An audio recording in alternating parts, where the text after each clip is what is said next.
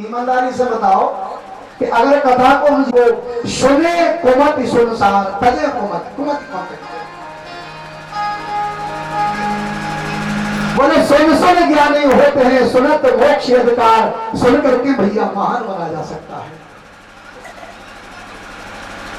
तो इस प्रकार से हमें इस बात पर ध्यान करना है। हमारे देखो एक बार एक शायद आपके व्रत किया जाता है वो हमें ध्यान तो नहीं आ रहा है, बट सावित्री व्रत होता है, बरसात कहते हैं उसे। कब होता है महाराज जी? वो शायद जेठ के महीना में होता है। हाँ जेठ, देखो सब पंडित को सब बता रहे जेठ में बट सावित्री। दुर्भाग्य ये पड़ा कि हमारे गांव में बट नहीं था, बर। अच्छा बर का मतलब क्या हो? बर का मतलब बढ़िया भी होता है, बर का मतलब दूल्हा भी होता है, और बर का मतलब श्रेष्ठ भी होता है ना? तो एक शब्द के कई चीजें हैं। महाराज बट सावित्री को हमारे गांव की लेडीजों ने व्रत किया। अब व्रत करो तो नियम का था हाथ पे 5 लीटर को लोटा रखो, बिल्कुल इज्जत के साथ। और पति था बीमार, भयंकर बीमारी हो गई, गला सूख के चल ना पाए। बरसात के लाने बर पूजबे के लाने वहां पहुंचे, बर पूजो। और जैसे ही बर पूज के आएंगे 2.5 किलोमीटर जाना, 2.5 आना। बर पूज करके लौट के आए तो किवाड़ खोले सो पति ने सुन लिया कि आ चुकी है। तो इन्होंने कहा कि आ गई? तो उन्होंने कहा आ गए। बोले हमको प्यास लग रही है, हमारा गला चमक रहा है, हमें जल पिलाओ।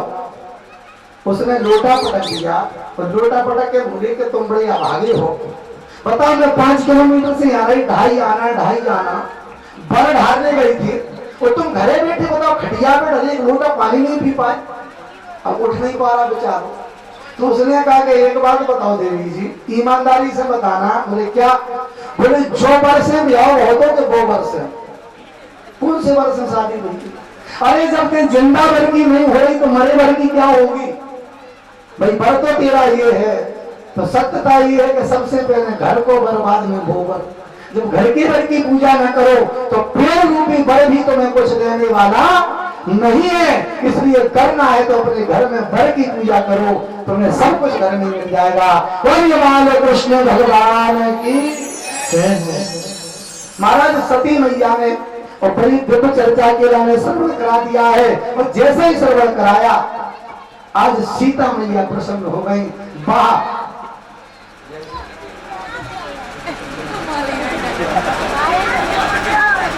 आज महाराज सीता जी के लाने दिव्य ज्ञान प्राप्त हो गया है। बोले बाल कृष्ण भगवान की प्रसन्न। राजा परीक्षित ने कहा महाराज बड़ी दिव्य चर्चा आपने श्रवण कराई, अब आगे और कौन सा दिव्य चरित्र हुआ है ये हमें सुनाने की कृपा करें। अब देखो कौन सी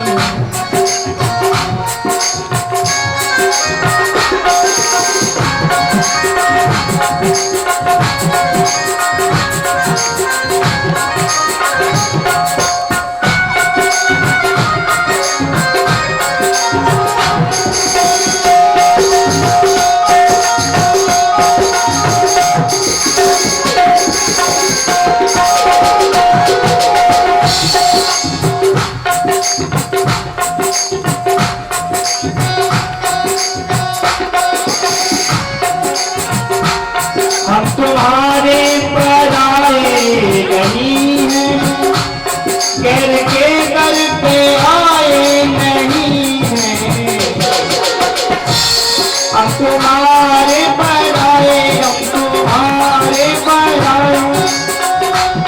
हम तुम्हारे पराए नहीं हैं, कैर के दर पे आए नहीं हैं। हम तुम्हारे पुराने पुजारी, हम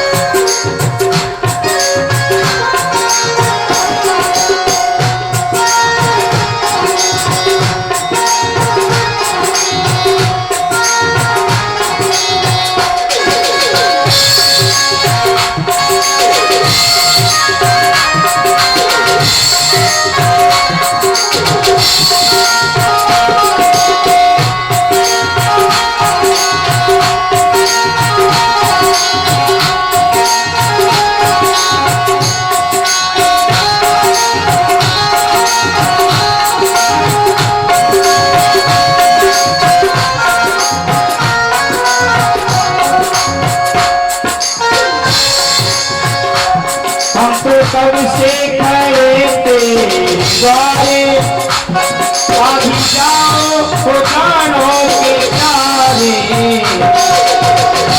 हम तो कब से खड़े हैं, हम तो कब से खड़े हैं।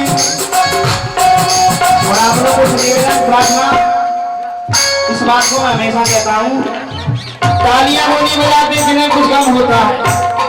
भगवान के भजन में तालियां होनी बजाते जिन्हें कुछ कम होता है, और तालियां वो बजाते हैं उनकी बाजुओं में दम होता है। राव जी कितनी मदद कर रहा था, जल्दी भैया जी तालियों की सेवा कर दो बहन।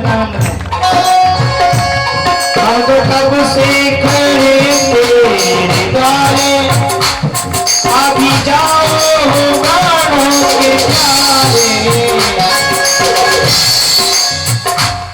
इतनी सी तो विनती हमारी, इतनी सी तो विनती हमारी, हमसे पर्दा करो ना मुरारी। वृंदावन की माँ के बिहारी, हमसे पर्दा करो ना मुरारी। वृंदावन के माँ के बिहारी।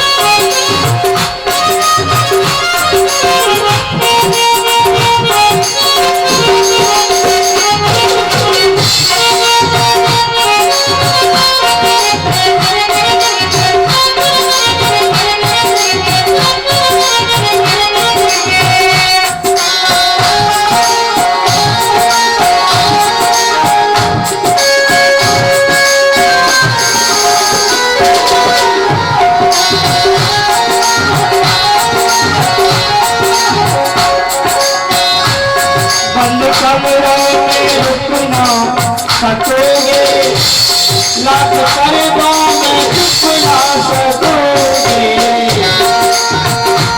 बंदे कमरों में आ, बंदे कमरों में आ, वो बंदे कमरों में रुक ना सकोगे।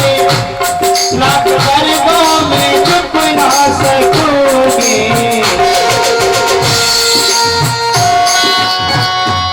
हम तुम्हारे और तुम है हमारे, हम तुम्हारे और तुम है हमारे। हमसे पर्दा करो ना मुरारी। वृंदावन के माँ के बिहारी, हमसे पर्दा करो ना मुरारी। हमसे पर्दा करो ना मुरारी। हमसे पर्दा करो ना मुरारी। हमसे पर्दा करो ना मुरारी।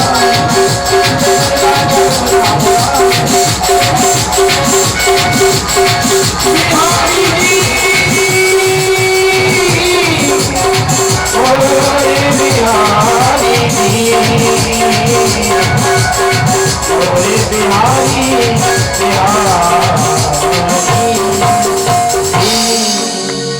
बोली वृंदावन बिहारी लाल की, बोली गुरुदेव भगवान की।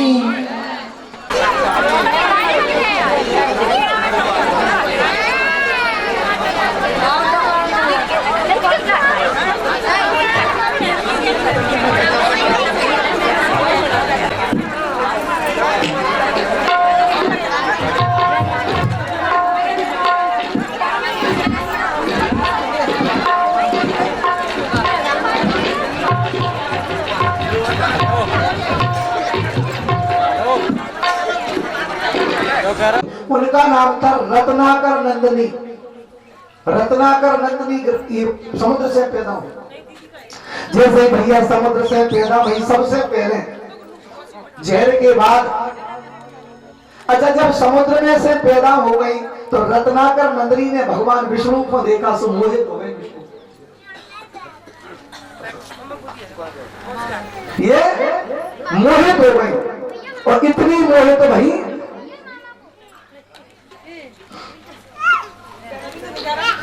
बोल गोविंद भगवान की जय। अच्छा, मोहित हो गई। अब हुआ समुद्र का मंथन। रत्नाकर नंदिनी ने भगवान विष्णु को अपना पति बना लिया मन में। जैसे लक्ष्मी मैया प्रकट भई, अब समुद्र देवता आ गए। तो समुद्र देवता के पास में थी एक चूड़ामणि। वो चूड़ामणि रत्नाकर नंदिनी के बालों में लगा दिया। चूड़ामणि बालों का होता है।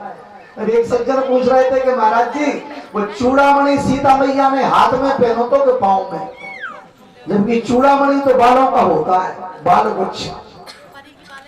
तो चूड़ामणि जैसे ही भैया वो दे दिया रत्नाकर नंदिनी को, लक्ष्मी जी प्रकट भई। तो लक्ष्मी के लाने भगवान विष्णु ने ग्रहण कर लिया, पत्नी बना ली। और जैसे ही पत्नी बनाई, अब रत्नाकर नंदिनी तो परेशान हो गई, वे वन को जाने लगी। विष्णु भगवान ने बुलाया। विष्णु भगवान ने कहा कि रत्नाकर नंदिनी सुनो, हम तुम्हें वचन देते हैं, अभी तो हमारी शक्ति बन के हमारे साथ काम करो। मैं पत्नी तो नहीं बना सकता, लेकिन आने वाले समय में जब कलयुग आएगा, मैं एक ब्राह्मण परिवार में कल के रूप में जन्म लूंगा, तब तो मैं अपनी पत्नी स्वीकार करूंगा। अभी तो गुफाओं में रहो। भैया रत्नाकर नंदिनी जाने लगी तो इंद्र की पत्नी सची खड़ी थी। वो जो बालों का गुच्छ था चूड़ामणि, महाराज चूड़ामणि सची के बालों में लगा दिया। अब देखना, जरा विचार करना, बड़े ध्यान से सुनना। जैसे जब देवासुर संग्राम हुआ, महाराज दशरथ ने, कैकेयी ने इंद्र का साथ दिया। इंद्र की जब विजय हुई तो सची मैया कैकेयी से प्रसन्न हो गई। तो कैकेयी से कहा कि तुमने मेरे पति की राज्य की रक्षा करी। चूड़ामणि निकाल के वो जाकर कैकेयी को दे दिया। और कैकेयी को देकर के वरदान दिया कि जिसके बालों में चूड़ामणि लगा होगा, और वो महिला जिस राज्य में रहेगी, दो कारण रहेंगे, कभी विधवा नहीं हो सकती, और जिसके राज्य में रहेगी उस राज्य की ब्रह्म भी चाहे तो उस राज्य को परास्त नहीं कर सकता। ये चूड़ामणि को वरदान में है। और वरदान क्या था कि ये चूड़ामणि जहां भी रहेगा उस राज्य को कोई भी, चाहे साक्षात ब्रह्म क्यों ना हो, जीत नहीं सकता। और राम जी को ये पता था कि जब तक सीता के बालों में चूड़ामणि है, हम लंका पे चढ़ाई क्यों ना कर दे, लेकिन लंका को जीत नहीं सकते, लंका को जीत नहीं पाएंगे। तब कह रहे हैं कि तात में सद सीता की पाई। हनुमान जी को भेजा। हनुमान जी को भेज के उन्होंने कहा कि एक काम करो, अंगूठी ले जाओ। कहा क्यों? इसलिए कहा उन्होंने कि अगर हम कोई पहचान नहीं देंगे तो सीता से मांग है कैसे। भाई हम कहेंगे नहीं कि दादा जो चीज जाके बता दियो कि महाराज ने भेजो, और तुम कछु प्रमाण लेके आना, तब सुने। राम जी को पता था कि सीता के पास चूड़ामणि के अलावा कुछ है नहीं देने के लिए, सो अंगूठी दे दी। अंगूठी जैसे ही जाके राम जी की और बताई, सीता मैया को दी। बोले माता, ये प्रभु राम जी ने दी थी पहचान के लिए। तो बोले अब कोई आप पहचान दीजिए। सो चूड़ामणि उतार तब दयो। सीता मैया ने चूड़ामणि उतारो, उतार के हनुमान को दे दिया।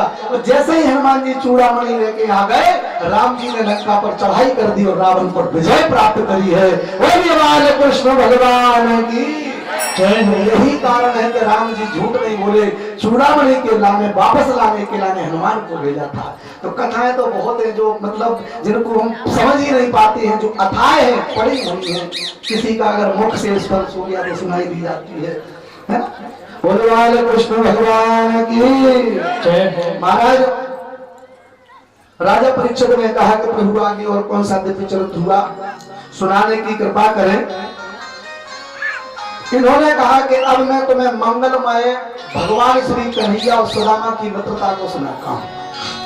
देखिए, सबसे पहले तो मित्र किसे कहते हैं। आज के मित्रों पर अगर भरोसा किया जाए, जिस प्रकार से हम कहते हैं पानी पीवे छान के गुरु बनावे जान के, नए बालक ये समझ लें कि पानी पीवे छान के और मित्र बनावे जान के। मित्र कन्हैया जैसो हो तो ठीक है, लेकिन मित्रों से इतना भयंकर खतरा है।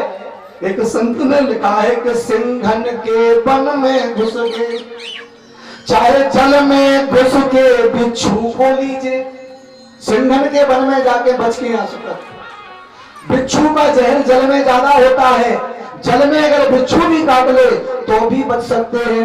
वो कान खजूरा को कान में देके, सांप के मुख में उंगली दीजिए, सांप के जहर से बच सकते हो।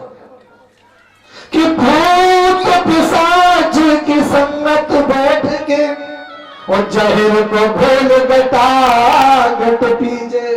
भूत पिशाच के बीच में बैठ के जहर भी पी जाओ तो भी बच सकते हो।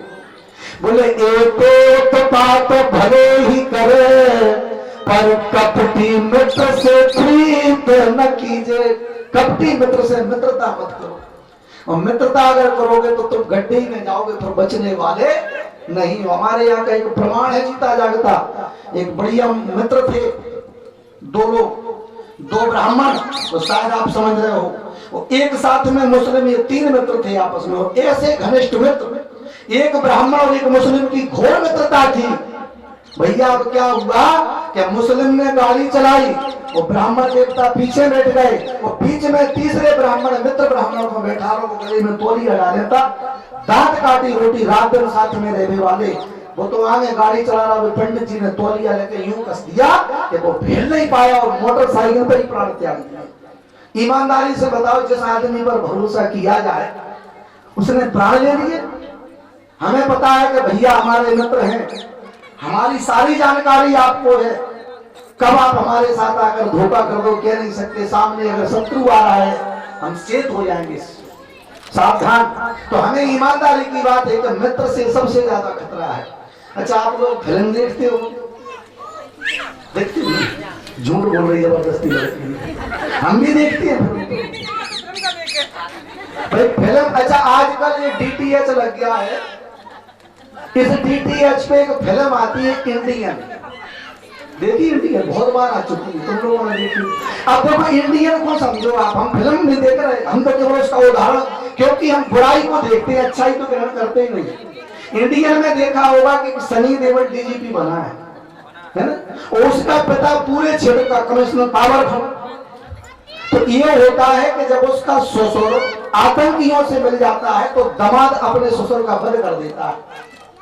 अब आते हैं उसमें CBI वाले, उसमें ओमपुरी CBI वाले ने आकर के DGP महोदय से पूछा कि ईमानदारी से बताओ तुम्हारा सबसे नजदीकी कौन है? तो सन्नी देओल जो DGP बने उन्होंने कहा कि महाराज आप उल्टा पूछ रहे हो। बोले क्यों? बोले आप ये पूछिए कि शत्रु कौन है। बोले नहीं, मेरा अंदाज निराला है। बोले क्यों? बोले इसलिए निराला है कि आज के परिवेश में हमें शत्रु से भय नहीं है, भय तो मित्र से ही है। शत्रु से भय नहीं है ना, शत्रु कभी बुरा नहीं कर सकता। तो बोले महाराज इनके नजदीकी तो हम सबसे ज्यादा हम ही है, चाहे मित्र मानो चाहे रिश्तेदार। तो बोले ये बात तुमने किया है, स्पष्ट उनने सिद्ध कर दिया कि आज शत्रु से भय नहीं है, मित्र से भय। बोले तुमने ही माना, माना भी था। तो आप उसी अच्छाई को ग्रहण करिए। मित्र ने तो उन्होंने तत्काल बता दिया कि आज समय अगर कुछ है, आज हमें खतरा है तो शत्रु से नहीं मित्र से, इसलिए मित्र जानबूझ के अच्छा समझ के है। और मित्र ने अगर सही मित्र मिल गया तो जीवन ठीक है। 99% मित्र ऐसी है जो हमें गलत में ले जाती है। अच्छा, और एक चीज और बताओ, आप देखो ये सब प्रमाण समाज में है। ये पनी में 1 दर्जन केला रखे खाने के लिए, आप लोगों को मिलेंगे, लेकिन आप ये बताइए कि 1 दर्जन केला ये रखे हैं, और इन केला के बीच में अगर हम कहीं 1 सौ केला रख दें, 1 केला सड़ा रखे देते और दिन भर इन केला में रखे, ईमानदारी से बोलना सत्य, क्या शाम तक ये केला जैसी रखी वैसे ही रखी रहे? वो सड़ा केला पूरे केलाओं को सड़ा देगा, सड़ा केला पूरे केलाओं को सड़ा दे। अच्छा, अगर 12 केला सड़े हो और 1 केला में साबुत डाल दो तो कितना टाइम लगेगा सड़ने में? और तत्काल सड़ जाएगा।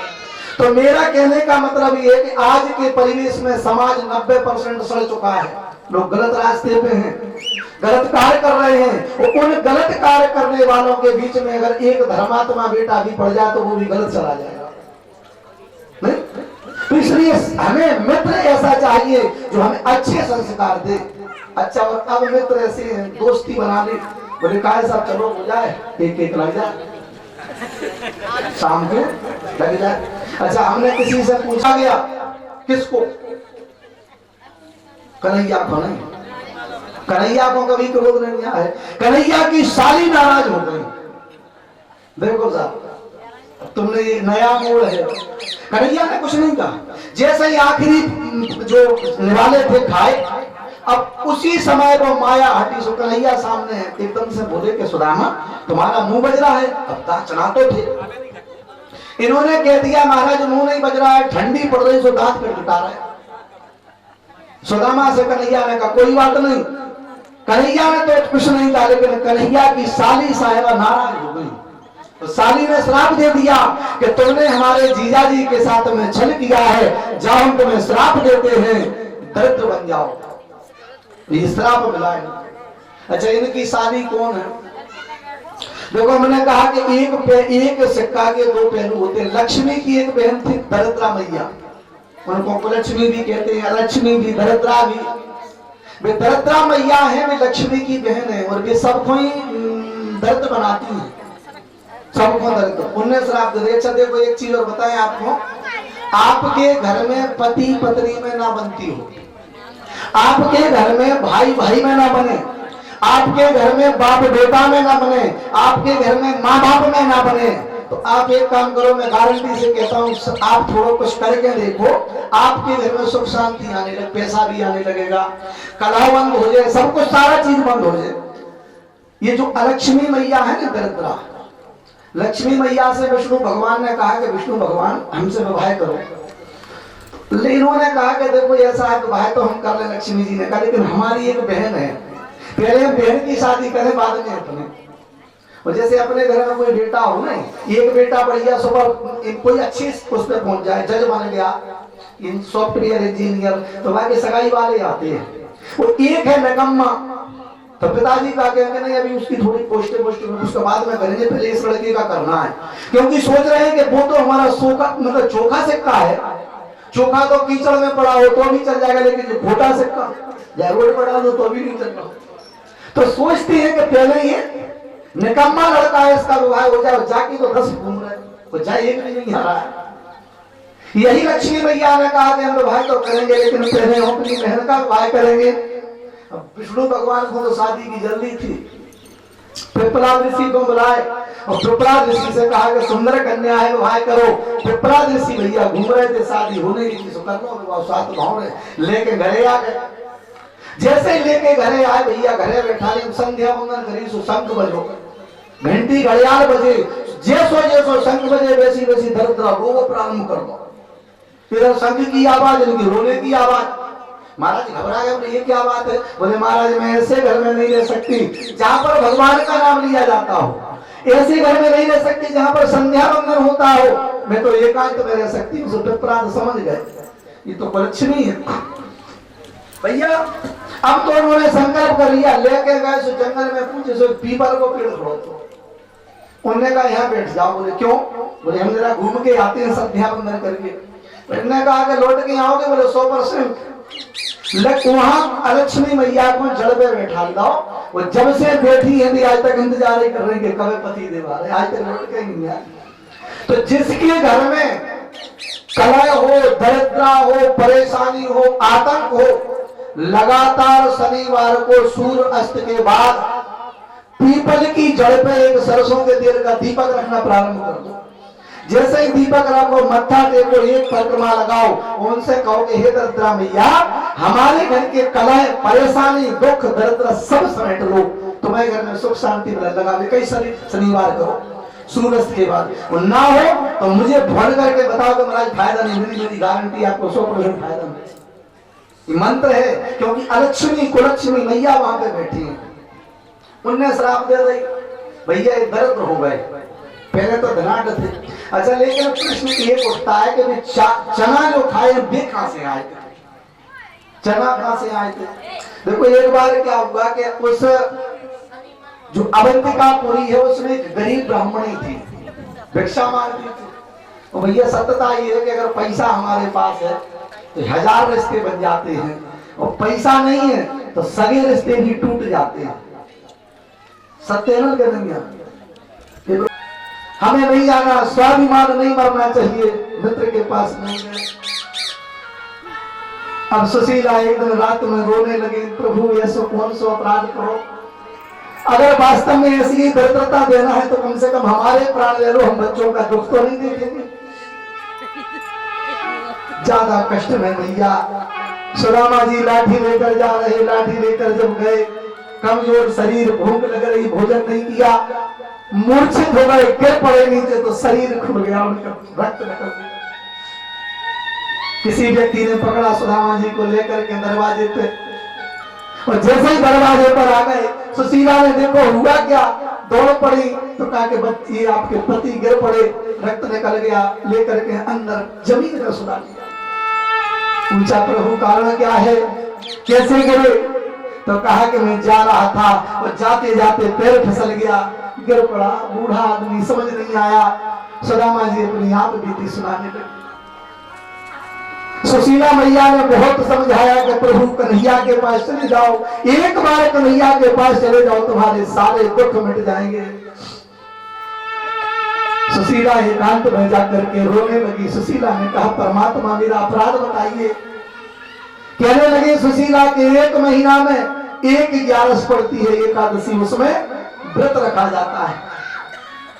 1 महीना में 1 एकादशी, 2 एकादशी, 1 पखवाड़े में 1 एकादशी व्रत रखना पड़ता है। आज सुशीला कहने लगी महाराज कि 1 माह 2 पाख में 2 एकादशी होए।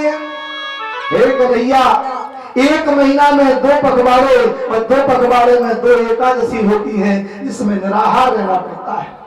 बोले 1 माह 2 पाख में प्रभु 2 एकादशी होए, मेरे तो गोपाल जी नित एकादशी होए।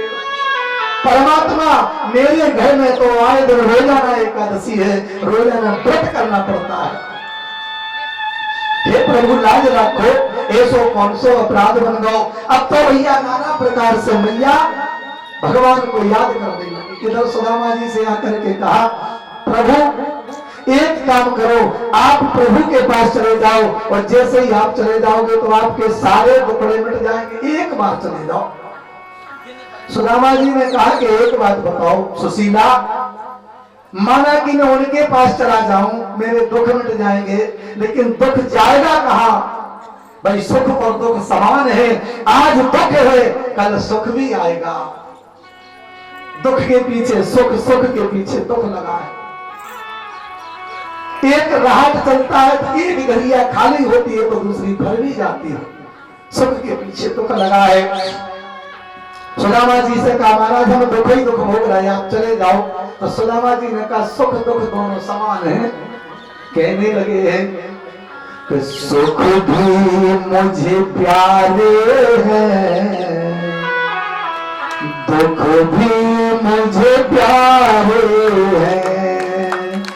सुख भी मुझे प्यारे हैं, दुख भी मुझे प्यारे हैं। सुख भी मुझे प्यारे हैं, दुख भी मुझे प्यारे हैं।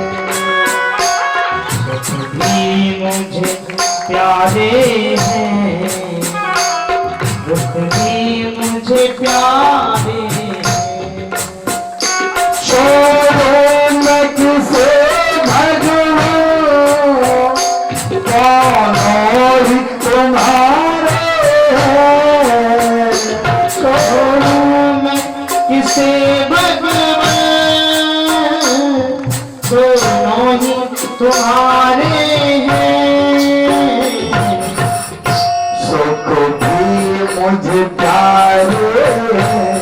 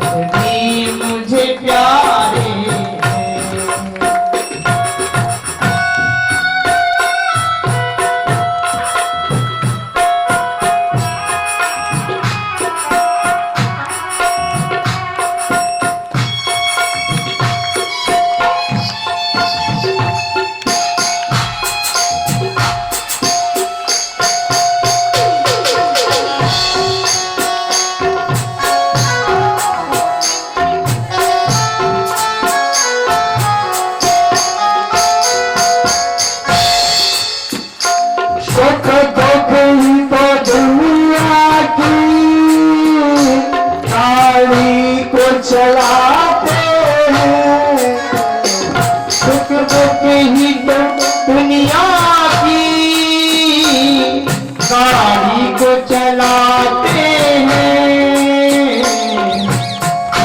सुख दुख ही तो दुनिया की गाड़ी को चलाते हैं। सुख दुख ही तो दुनिया की गाड़ी को चलाते हैं। सुख दुख ही तो इंसान बनाते हैं। संसार की नदियों के दोनों ही किनारे हैं। छोड़ो मैं किसे भगवान दोनों ही तुम्हारे। छोड़ो मैं किसे भगवान दोनों ही तुम्हारे हैं। मैं कैसे कहूँ तुमको मुझे दो दे दो। मैं कैसे कहूँ तुमसे मुझे दे दो वो दे दो। मैं कैसे कहूँ काला मुझे दो दे दो। मैं कैसे कहूँ काला मुझे दे दो वो दे दो। जो भी हो तेरी मर्जी मर्जी से तुझे दे दो। तेरी मर्जी मर्जी से वो दे दो।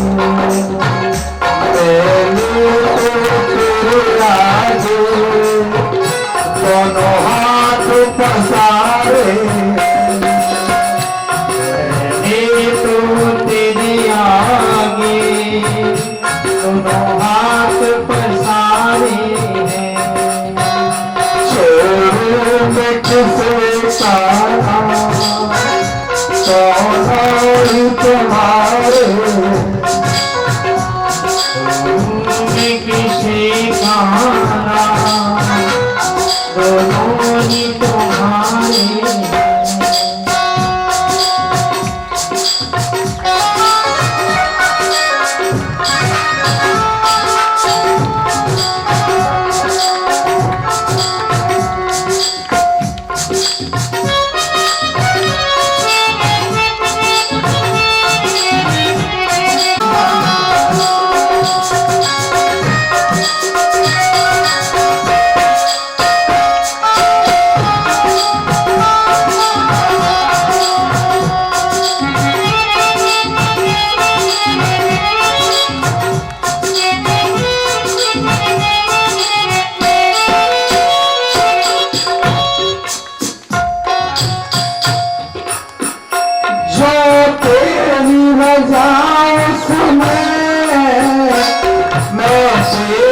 पथल कैसे जो तेरी रजा उसमें मैं दे दूं दखल कैसे।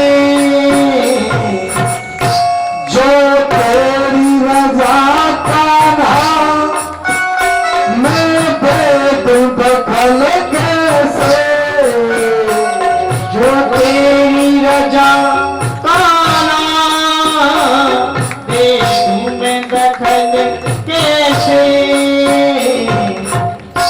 मैं कैसे कहूँ भगवान मेरे कर्म के फल कैसे कहूँ भगवान मेरे कर्म के फल ऐसे। सकतर नहीं देखूंगा मीठे अठारे करके न देखूंगा मीठे आए छोड़ू मैं किसे सारा दोनों ही तुम्हारे मैं किसी खाना दोनों ही तुम्हारे सुख भी मुझे प्यारे दुख भी मुझे प्यारे मुझे प्यारे सुख भी मुझे प्यारे छोड़ू मैं किसे भगवान दोनों ही तुम्हारे हैं छोड़ू मैं किसे भगवान तुम्हारे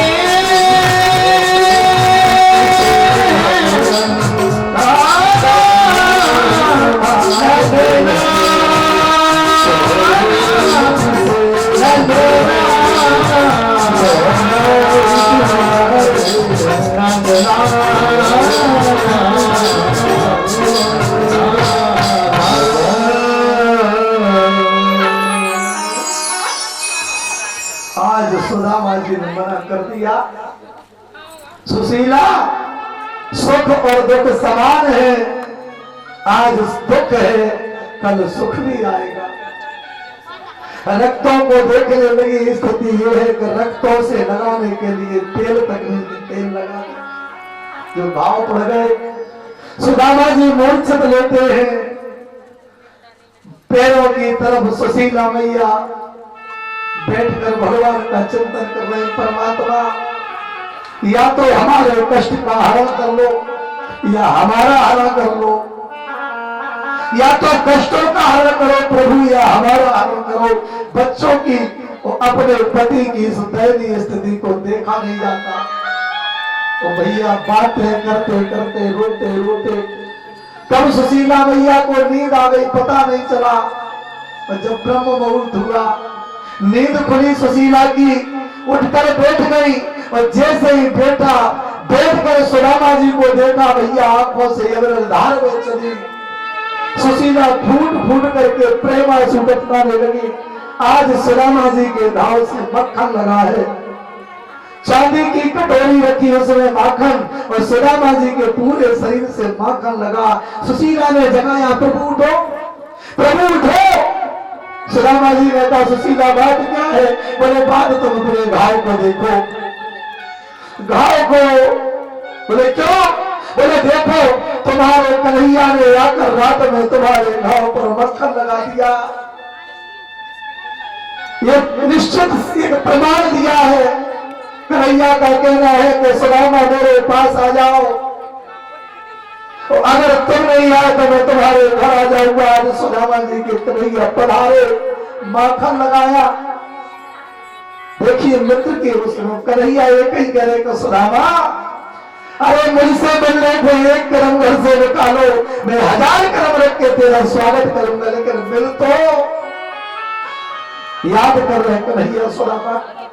वो यही प्रमाण दिया कि सुदामा, जब मैंने तेरे घाव पर मक्खन लगा दिया तो इतना तो सोच कि तेरे सखा को माखन प्रिय है, मैंने माखन लगा दिया। अरे कम से कम आवाज आ।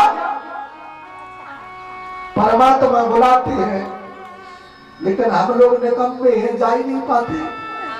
हमारे पास समय नहीं है, हमने परमात्मा को नकार दिया है। अगर हम परमात्मा को हृदय में बैठाए, परमात्मा के संकेतों को समय में गारंटी से कहता हूं, हमसे दूर नहीं है, हमारे पास में खड़ा है। आज मेरे गोविंद ने मक्खन लगा, और जैसे ही माखन लगाया, सुदामा जी ने माखन को देखा। माखन को देखकर कहा, सुशीला मैं तो धन्य हो गया। मैं तो जानता था कि मेरे कन्हैया भूल गया, मैं संकट में हूं, लेकिन कन्हैया भूला नहीं, सुदामा भूला है, कन्हैया नहीं सुदामा। सुदामा ने भुला दिया गोविंद को। अब भैया उनके मन में बेचैनी के कब जाके मैं अपने गोविंद से मिलूं, कन्हैया से मिलूं। सुशीला से कहा कि सुशीला कुछ नहीं हो जाए, अब मैं जरूर जाऊंगा अपने कन्हैया से मिलने, मेरे कन्हैया दुख में सम्मिलित हो। सत्यता है ये, मैंने प्रमाण लिया है। परमात्मा तो बहुत बड़ी बात है, मैंने भूतों का प्रमाण लिया है। दादाजी हमारे घर में कच्ची पौर हुआ करती थी, खबरें वाली, लोटनी चल रही थी, बरसात का टाइम था, 15 दिन में बिजली आई तो मैंने सोचा जाके लाइट ठीक करके टीवी देख ले, टीवी का शौक था। मैंने जैसे ही स्टेबलाइजर पे पीछे हाथ रखा, मेरा हाथ चिपक गया, मैं फड़फड़ाने लगा। हमारी माँ पत्नी सब आंगन में अष्टाचक्का खेल रही। अब देखिए मैं इंतजार कर रहा हूँ मृत्यु का, सबको याद किया, कोई बचाने वाला नहीं। मैंने सोचा पैर उठाकर दीवार में मार के धक्का दे दूं, मैं गिर पड़ूंगा, पैर ना उठे। प्लेट देख रहा हूं कि ये लगा है, मैंने सोचा हाथ उठाऊं, हाथ को उठा करके मैंने लगाया, हाथ ना उठे। अब मैंने मन में सोचा कि मैं तो चिपक गया, मैं मरने वाला हूं। अभी 2 मिनट बाद घर में रोने धोने का काम शुरू। मेरे परिवार में बच्चे छोटे छोटे, चलाने वाला कोई नहीं, सवाल परमात्मा की क्या होगा। मैंने अपने पूर्वज है हमारे प्रेत बाबा, उनका ये ध्यान किया, बाबा अगर वास्तव में पत्थर में बैठे हो तो प्राण बचा लो। दादा इस प्यास पीठ से कह रहा हूं, वो हमारे प्रेत बाबा साक्षात मेरी परमात्मा है। मैंने देखा मेरे सामने एक बुजुर्ग व्यक्ति आए, स्वाफा बना हुआ है, उनके चेहरे पर तेज है, स्टेबलाइजर जो खिसक नहीं रहा था, यहां से उठा के फेंका तो उस दीवार में लगा, कम से कम 15 फीट दूर गिरा। उस दिन मैंने प्रमाण लिया, हृदय में बना दिया, मेरे हृदय में। ये परमात्मा तो बहुत बड़ी बात है।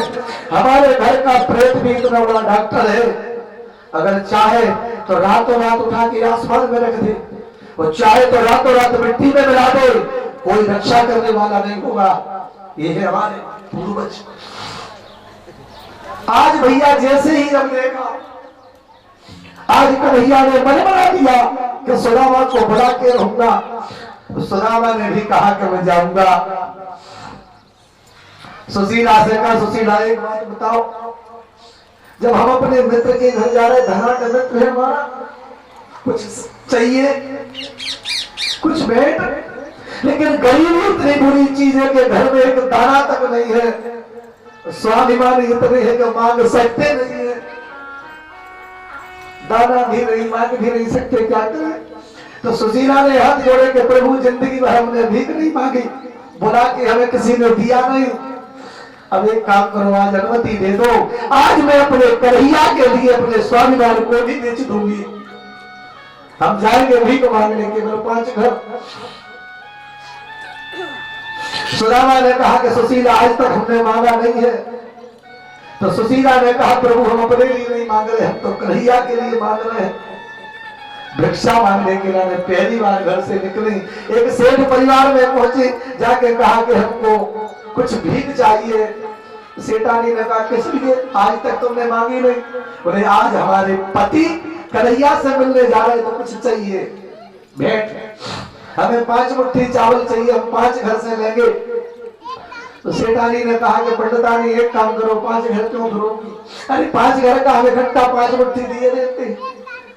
तो सुशीला ने विचार कर लिया कि हमारे पति संकोची हैं, कन्हैया से मांगेंगे नहीं, और कन्हैया ने अगर चावल देख लिए कि बढ़िया सुंदर चावल है, एक रास की है, तो कन्हैया सोच सकते हैं कि ठीक है, आज हम 5 घर से चावल मांगे, किसी का चावल पतला होगा, किसी का मोटा होगा, किसी का साबुत होगा, किसी के टुकड़े होंगे, और हम धगरा बना देंगे, उसे मिला देंगे। और जब मिला देंगे तो हमारा कन्हैया समझ जाएगा कि स्थिति खराब है। आज 5 घर से भीख मांगी, पहली बार 5 घर से जैसे ही भीख मांगी, एक फटा कपड़ा लिया, 10 जगह से उसको सिल दिया, और सिल करके उसमें बांध दिए चावल। फटा कपड़ा इसलिए सिला कि अगर साबुत कपड़ा में बांधो तो शंका हो जाएगी।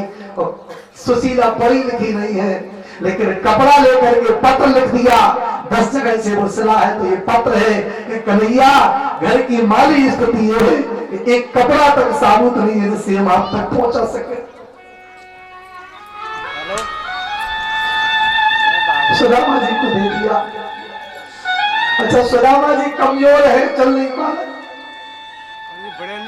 और जब सुदामा जी चल नहीं पा रहे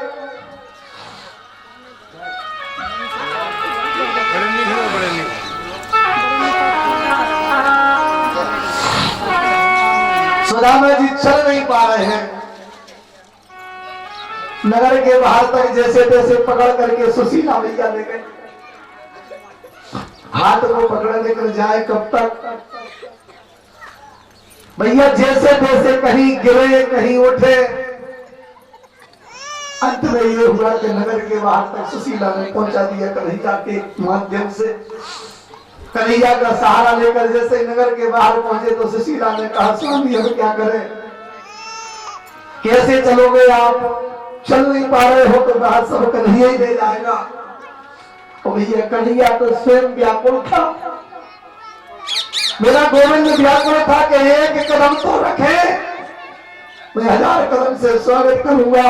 आज मेरा कन्हैया छोटा सा ग्वाल बन के प्रकट हो गया, बाबा कहाँ जाएंगे, तो कहा भैया मुझे द्वारका जाना है। तो बोले द्वारका ही का मैं हूं, चलो मैं ले चलता हूं। मेरा कन्हैया आज अपने भक्त, अपने मित्र, अपने सखा को लेने ग्वाल बन के आगे आए। ये है मेरा कन्हैया। सुशीला से कहा कि सुशीला अब तुम लौट जाओ, मैं चला जाऊंगा। भैया बताओ ईमानदारी से जो पतिव्रता नारी हो, और पतिव्रता नारी अपने पति को इस स्थिति में छोड़ के बताओ कैसे जाए। जाने का मन नहीं हुआ, रोने लगे कि स्वामी हम छोड़कर तुम्हें जाए कैसे। अंततः ये हुआ कि जबरदस्ती करके महाराज सुदामा जी ने सुशीला को वापस कर दिया है। सुशीला को वापस करो, और जब सुशीला को वापस किया है आज मेरे कन्हैया आ गए, ग्वाल बने हैं।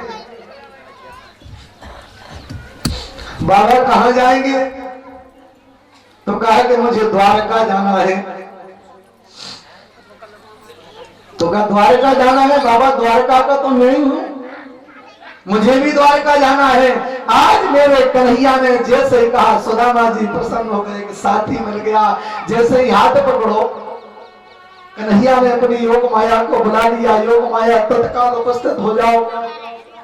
योग माया सामने प्रभु आदेश, मेरा आदेश ये है कि मेरा ये बाल सखा है, इतना कमजोर है कि द्वारका जाते जाते बीच में मर जाएगा, पहुंच नहीं सकता। ऐसी व्यवस्था करो कि आंख बंद करे और सीधे द्वारका में खड़े हो जाए। महाराज स्थिति ये बनी कि अब तो कन्हैया हाथ पकड़ करके और जैसे ही तैयार भरे, सीधे ये पता नहीं पड़ा बोले बाल कृष्ण भगवान की, द्वारकाधीश सरकार की। इधर कुर्सी डाले, द्वारकाधीश भगवान यहाँ आ चुके हैं। और कुछ ही समय में प्रभु सुदामा जी अभी तो कन्हैया के साथ आ रहे हैं। एक कुर्सी ला करके भैया कुर्सी डालो, उधर प्रेत बाबा के सामने कुर्सी डलवाओ। बोलिए द्वारका सरकार की। आज महाराज सुदामा जी कन्हैया के सहारे से और चलने लगे हैं। कन्हैया द्वारे जा रहे हैं हमारे सुदामा जी। गरीब है, कमजोर है, मांगते चूमते कैसे गरीबी हाल करे बेहाल, सुदामा मिलन कैसे यार। गरीबी हाल करे बेहाल, सुदामा मिलन श्याम से आए। गरीबी हाल करे बेहाल, सुदामा मिलन श्याम से आए। मिलन श्याम से आए, सुदामा मिलन श्याम से आए। मिलन श्याम से आए, सुदामा मिलन श्याम से आए। मिलन श्याम से आए, सुदामा मिलन श्याम से आए। मिलन श्याम से आए, सुदामा मिलन श्याम से आए, गरीबी हाल करे बेहाल सुदामा मिलन श्याम से आए। गरीबी हाल करे बेहाल सुदामा मिलन कृष्ण से आए। बोलिए कृष्ण कन्हैया लाल की, सुदामा जी महाराज की जय हो।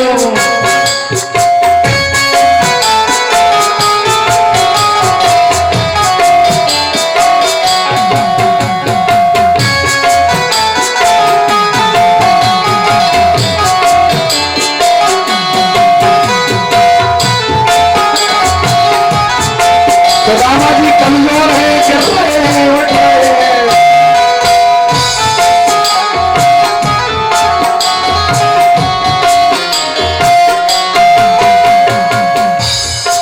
आज महाराज सुदामा जी मन में सोच रहे हैं,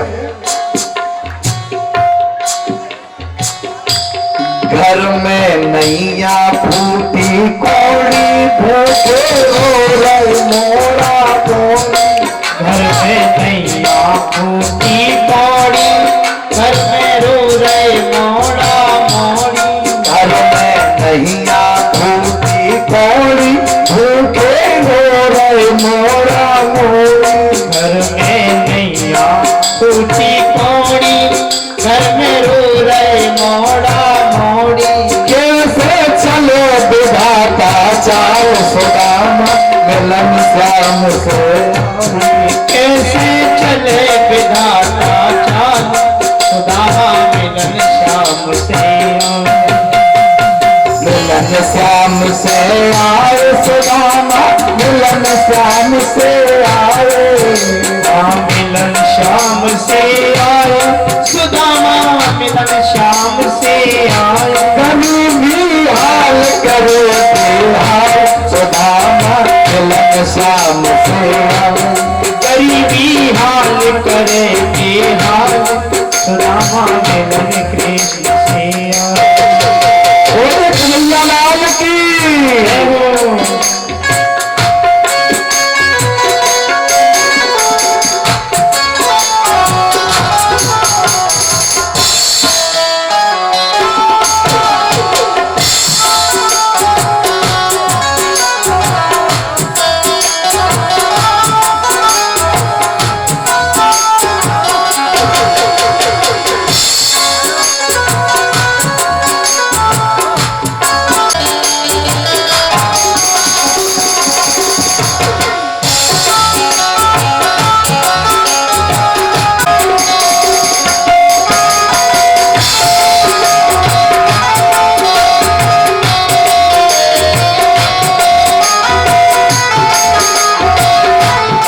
दरवाजे पर सुदामा गए थे और जब दरवाजे पे पहुंचे थे तो द्वारपाल ने बताया कोई दरबारी पहुंच गया। जाके खबर करी सरदारी निम्न तारे मंगल मुरारी। जाके खबर करी दरबारी, मिलने दौड़े मदन मुरारी। जाके खबर करी दरबारी निम्न तारे मंगल मुरारी। जाके खबर करी दरबारी, मिलने दौड़े मदन मुरारी। मुझको भेज रहो तत्काल सुदामा मिलन श्याम से आए। मित्र को भेंट गया तत्काल बेहाल सुदामा मिलन कृष्ण से आए। मिलन कृष्ण से आए सुदामा मिलन श्याम से आए। मिलन श्याम से आए सुदामा मिलन श्याम से आए। गरीबी हाल करे बेहाल सुदामा मिलन श्याम से आए। श्याम से आए, मिलन श्याम से आए। मिलन श्याम से आए। अभी महाराज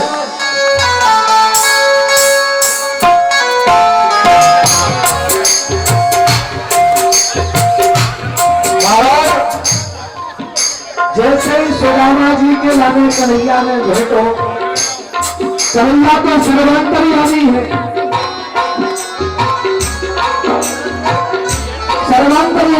कन्हैया ने मन की बात को जान लिया है। मन की जानी अंतर्यामी, कन्हैया ने जान लिया मन का। अरे सबके आएंगे। मन की जानी अंतर्यामी, कोई न मन को पानी। मन की जानी अंतर्यामी, पहुँचो में मन को पानी। मन की जानी अंतर्यामी, पहुँचो में मन को पानी। मन की जानी अंतर्यामी, पहुँचो में मन को पानी। तीन लोक तत्काल राम मिलन श्याम से आए। तीन लोक राम मिलन श्याम से आए। तीन लोक तत्काल राम मिलन श्याम से आए। तीन लोक तत्काल राम मिलन श्याम से आए। मिलन श्याम से आए सदाना, मिलन श्याम से आए। श्याम से आए सुदामा, मिलन श्याम से आए। बंदी हाल करो बेहाल, तेरी हाल सुदामा, मिलन श्याम से आए। बंदी हाल करो बेहाल सदाना, मिलन श्याम से आए। बंदी हाल करो बेहाल सदाना, श्याम से आए। बोले बाल गोविंद भगवान की, भोला जी महाराज की जय हो। बोले कैसा है? तो कन्हैया कहने लगे हैं कि शीस पगा न झगा तन पे,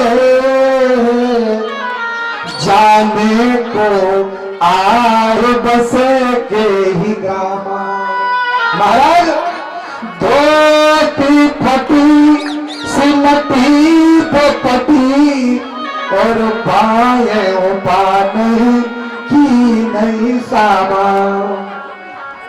द्वार खड़े तुझ दुर्मल सो, रहो चक सो लग वसुधाय विरामा। पूछत दीन दयाल को धाम, और बतावत भेंटो लपटाए कर इस दुख साने को। आज चरणों में लट गए मेरे कन्हैया के नेत्र से आंसुओं की धार हो रही। बोले नैनन बहु जल भरे, और पूछत कुशल हरि। सुपित्र बोलो विपदा में अविरल धार। नीचे थाल रखा है पानी का, लेकिन कन्हैया पानी नहीं ले रहे। सत्यभामा रुक्मिणी गंगा जल लेके खड़ी, लेकिन कन्हैया में गंगा जल नहीं। इतने आंसू टपक कन्हैया के नेत्रों से कि नेत्रों के आंसू से आज मेरे गोविंद पैर पखार रहे हैं, पैर पखार रहे हैं।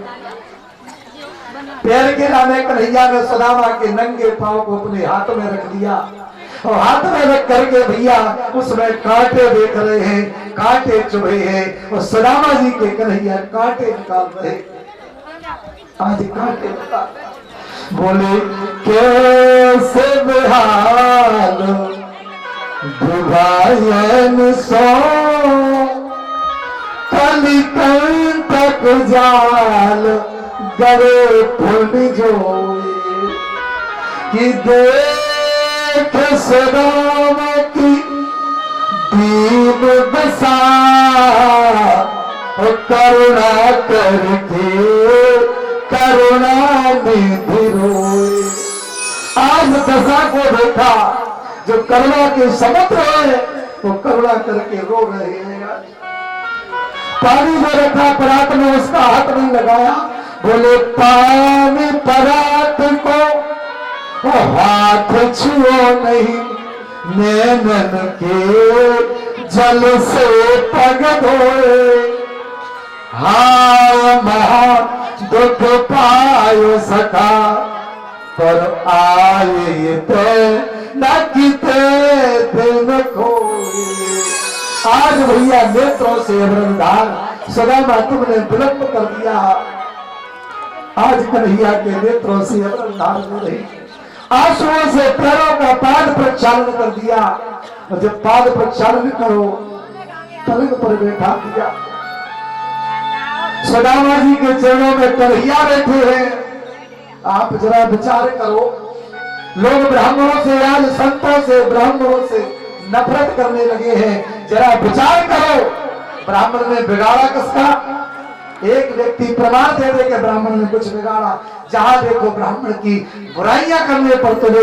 आज साक्षात प्रमाण है कि कन्हैया ने अपने सिंहासन को छोड़ दिया, गरीब भिखारी ब्राह्मण को सिंहासन पर बिठाकर चरणों में बैठ के पाद प्रक्षालन कर रहे हैं।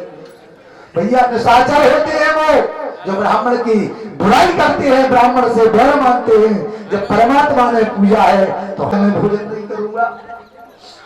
कन्हैया ने कहा तुम्हें मेरी सौगंध है, तुम्हें अपने सखा की सौगंध, भोजन करो। एक नवाला तोड़ा कन्हैया ने, सुदामा की मुख में डालो, निवालो, चबाना चाहते हैं। बेटों की याद आ गई, हमारे बच्चे पत्नी घर में भूखे हैं, हम कैसे खाना, हम भोजन नहीं कर सकते। लेकिन कन्हैया को नहीं बताया।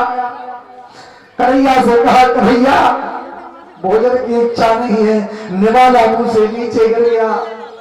जिसके बेटा, जिसकी पत्नी घर में भूखी बैठी हो, बताओ वो घर का मालिक कैसे भोजन कर ले। आज महाराज जैसे ही निवाला करा कन्हैया समझ गए। कन्हैया ने योग माया को बुलाया और योग माया से जैसे कहा सामने आ गई। योग माया ने कहा प्रभु आदेश, बोले आदेश ये कि 56 भोजन लगाओ और तुम सुदामा के घर जाओ, सुदामा के बच्चों को, पत्नी को भोजन करा के आओ। जब पत्नी बच्चे भोजन कर लेंगी तब मेरा स्वामी सुदामा भोजन करेगा। योग माया ने आदेश दिया, थाल को लगाया और थाल को लगाकर सुदामा के घर पहुंचे, सबको छक्कर के भोजन कराया। जिंदगी में बहुत समय बाद ऐसा भोजन मिला था। और जब भोजन करा दिया योग माया लौट आई। योग माया ने कहा कन्हैया आदेश का पालन हुआ, हमने भोजन करा दिया है। अब तो सुदामा से कन्हैया ने कहा कि कन्हैया कहने लगे सुदामा भोजन कर। सुदामा को तो वही याद है कि पत्नी बच्चे होंगे। सुदामा ने कहा कि कन्हैया मुझसे नहीं बनेगा, मैं भोजन नहीं कर सकता, कुछ नहीं हो जाए लेकिन भोजन नहीं करूंगा। कन्हैया मना रहे, सौगंध दे रहे, लेकिन सुदामा ने अपनी एक उंगली को दूसरी उंगली पर चढ़ा ली। ये बचपन में चढ़ाते थे, इससे कहती थी कि सौगंध लगती नहीं है। सुदामा ने मन में पीछे उंगली छुपा के कहा कन्हैया मैंने तो अपनी उंगली पर उंगली चढ़ा ली, तो कितनी सौगंध दे, लेकिन सौगंध मुझे नहीं लगेगी, भोजन कर नहीं सकता। बच्चों को छोड़े। महाराज जब इतना कहा सुदामा जी को देख के थक गए कन्हैया। योग माया से कहा तुम इधर आओ। योग माया आ गई। प्रभु आदेश, बोले आदेश ये है कि तुम सुदामा जी के कंठ पर विराजमान हो जाओ जब तक ये सुदामा भोजन नहीं करेगा। योग माया जैसे कंठ पर विराजमान हुई, सुदामा सब कुछ भूल गए। सब उन्हें ध्यान भी नहीं है कि बच्चे घर में कैसे हैं। अब कन्हैया ने कहा कि सुदामा भोजन कर। सुदामा जी अब भोजन कर रहे हैं, सारी चीजों को मेरे कही। और कन्हैया भी इतना जिद्दी। देखो कन्हैया ने कहा सुदामा को भोजन करवाएंगे, लेकिन इतना धर्मात्मा, उसे पता था कि घर में बीवी बच्चे भूखे हो तो घर का मालिक निवाला नहीं ले सकता। मेरे कन्हैया ने पहले बीवी बच्चों का पेट भर दिया है, तब जाकर के सौगंध दी है। तो कभी धर्म को भ्रष्ट नहीं होने दिया। मेरे गोविंद मेरे आने का तुझे पता था क्या? बोले नहीं। तो बोले जब पता नहीं था तो पूरे गांव की महिलाओं को क्यों बुला लिया? सारी पड़ोसनी आ गई, तूने क्यों बुलाया? तो कन्हैया ने कहा कि सुदामा ये पड़ोसनी नहीं है, ये गांव की महिलाएं नहीं, ये तो मेरी पत्नियां हैं। कितनी? बोले 16,108। मारे कन्हैया हमने एक भाई करो तो तेने शिकायत कर दी, हमने बुलाया नहीं। और तूने 16,108 शादी कर ली, हमें एक में भी नहीं बुलाया। तो कन्हैया ने कहा कि सुदामा इतनी जल्दी में हुआ कि पता ही नहीं चला। अब पुरानी बातें होने लगी, बैठ गए, दुख भूल गए सुदामा। भाई कन्हैया तो सारे दुख को दूर कर देते हैं, मेरा गोविंद है। पुरानी बातें होने लगी। सुदामा जी ने कहा, जैसे ही पत्नी की प्रशंसा करी तो कन्हैया ने कहा कि सुदामा जब हमारी भाभी इतनी अच्छी है, सुशीला, संस्कारी, तो हमें कुछ भेंट तो देखी दी होगी। जैसे ही पूछा तो सुदामा जी ने पुटलिया को और ज्यादा दबा लिया पुटल को। क्यों दबाई? क्योंकि सुदामा जी ने कन्हैया के महल को देखा, बड़ा दिव्य महल था, तो उन चावलों की कीमत कुछ नहीं समझी। कपड़ा फटा है, तो आज इस कन्हैया सुदामा से पूछने लगे। 10 बजे तक कन्हैया ने कहा है कि कछु भाभी हमको दियो। पुटलिया देख ली, लगी है पुटलिया कांट में। कन्हैया तो भैया बहुत तेज है, नजर पड़ गई। जैसे ही कहा, बोले कछु भाभी हमको दियो, और सो तुम काहे न दे, और चाप पुटलिया कांख में रहे कहो के ये। तो कन्हैया ने कहा, सुदामा, भाभी ने चावल भेजे हैं, पुटलिया कांख में क्यों छुपा रहे? झटका के साथ में पुटलिया को छीन दिया।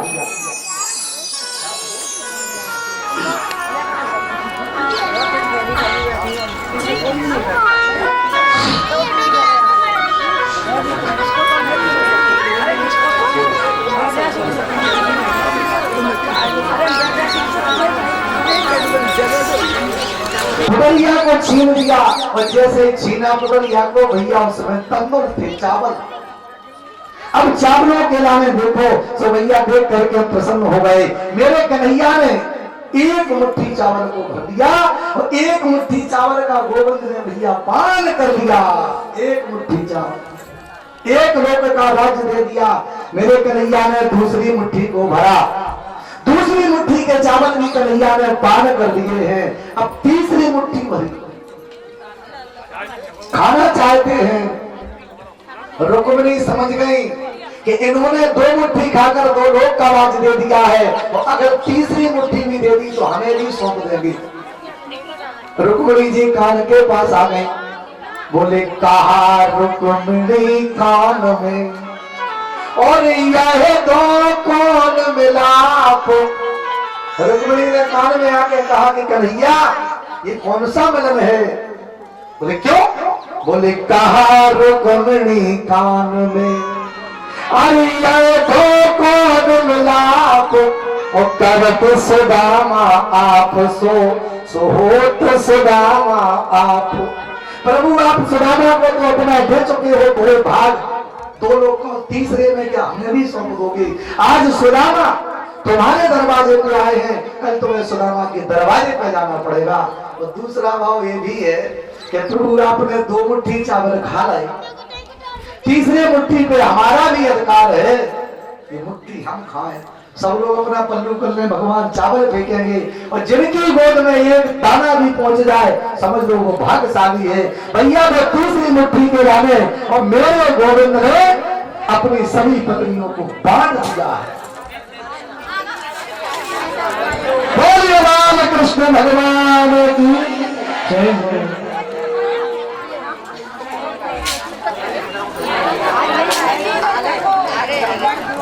आज महाराज एक मुट्ठी चावल पत्नियों को बांट दिए, और देखो भगवान ने एक प्रतिज्ञा कर ली। आप लोग कहते हो कि कन्हैया को 11 के दिन चावल क्यों नहीं चढ़ते, कन्हैया को भोग चावल का क्यों नहीं लगता, एकादशी में कन्हैया चावल क्यों नहीं बनते?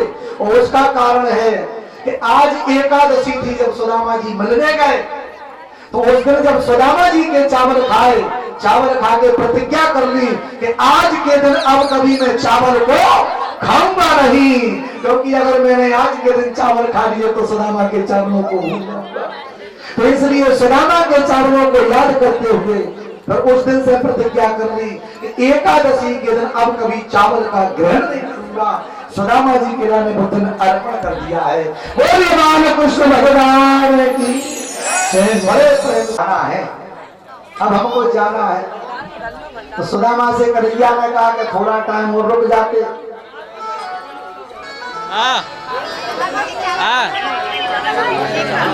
नहीं कभी नहीं लाना। तो उन्होंने जैसे ही भैया कहा जाने के लाना, तो सुदामा ने जैसे ही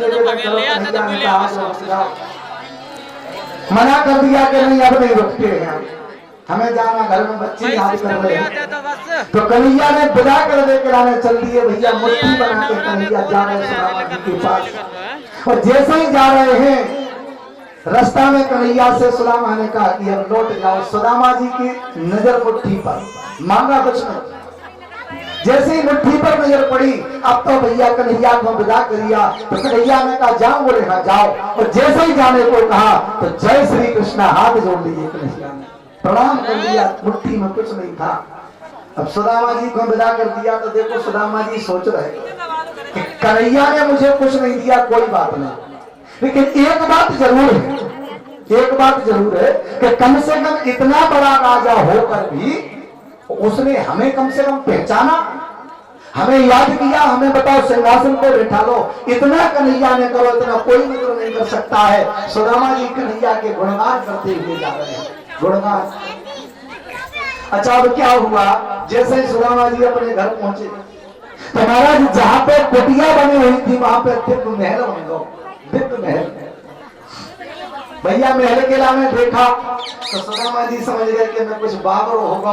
अब इतनी बुद्धि खराब हो गई, अपने घर को भूल के मैं दूसरे राजा के महल में आ गया, लौटने लगी। सुशीला छत पे खड़ी थी, दासी के लाने भेजा सुदामा जी को ले आओ। कन्हैया ने भैया ये सोचते को महल बनवा दो, गजब का महल। दासियां दौड़ी, सुदामा जी को बोला महाराज कहाँ जा रहे हैं? बोले मैं भूल गया, अपने घर नहीं पहुंचा। बोले प्रभु आप ही का घर है, आपको घर ये भगवान की कृपा से सब हो गया। संत तो यहाँ तक बताते हैं कि जब कन्हैया आए, सुदामा आए, सुदामा के पहले कन्हैया घरे आकर भोजन कर रहे हैं, इतना तक बताते हैं। आज महाराज सुदामा जी आ गए तो देखो कन्हैया का विचार देखिए। सुदामा जी ने धन नहीं मांगा तो कन्हैया ने दिया भी नहीं, धन मांगा नहीं तो कन्हैया को ने दिया भी नहीं।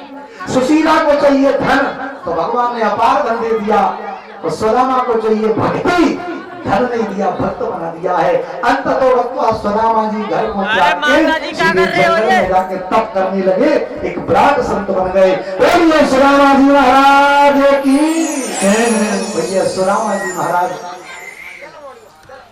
अपने तपस्या में लीन हो गए, परमात्मा के लाने भैया अब तो उन्होंने अपना सर्वेश्वर नष्ट सर्वस्व न्यौछावर कर दिया। ऐसे मेरे परम गोविंद भगवान सुदामा के मंगलमय चरित्र है। राजा परीक्षित गदगद हो गए तो राजा परीक्षित ने कहा कि आपने बड़ी दुख चर्चा के लाने हमारा सुनाया है, अब आगे और क्या चरित्र है? तो देखो जैसे ही चरित्र के लाने पूछा तो राजा परीक्षित से सुखदेव जी महाराज ने कहा इनका ये हुआ। अब देखो ध्यान होगा थोड़े 10-15 मिनट के लाने, बस 10-15 मिनट की बात है, इसके बाद समाप्त। उस टाइम कल से नहीं कहेंगे हम आपके लिए, ध्यान दें। जब समय कन्हैया को आ गया, अब सारी लीला हो चुकी, अब क्या बच्चों यदुवंश, यदुवंश के लाने कन्हैया ने देखो कन्हैया को अवतार बहुत तो धरा का पाप मिटाने के, तो पहले दैत्य मारे, दैत्य मारने के बाद में फिर सोचा कि मेरे जाने के बाद पांडव कौरव स्वयं दैत्य बन जाएंगे, पांडव कौरवों को साफ करवा दिया। इसके बाद सोचा कि